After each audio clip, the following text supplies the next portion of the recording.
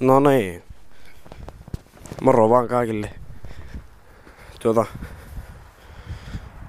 Se on Olli tässä ja miksei oo tullut videota? Milloin teet videota ja oi saatana kaikkia paskaa. No syy miksi ei oo videota tullut, niin kamera meni paskaksi ja kävi pesukoneessa. Äiti pesi sen tosiaan pesukoneessa silleesti ja sitten ei oo vaan yksinkertaisesti jaksanut. Ollut vähän kaikkia muutakin tässä ja sillä ja nyt tosiaan no apikkahan.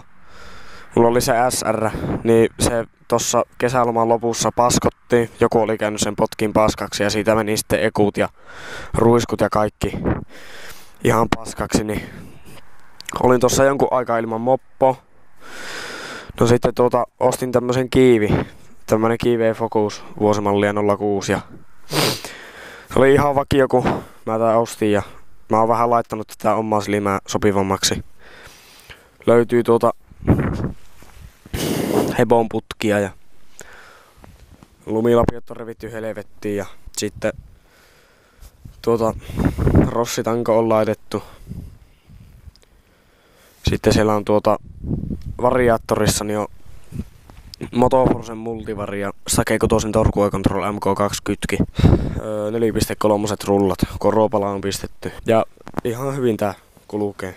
Ihan hyvä kampe, ainakin tähän asti ollut, mitä tää mulla pari-kolme viikkoa ollut. Ja tosiaan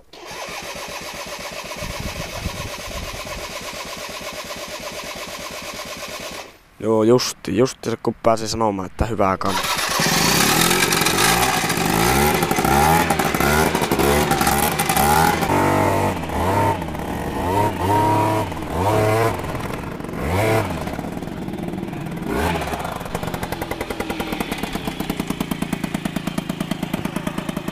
Tosiaan semmonen kampe. Ei mitenkään ihmeellisempi, kulkee se joku 6.3. Ei kiinnosta menettää korttia enää tässä vaiheessa, kun autokorttikin rupeaa olleen niin lähelle. Sillä lailla.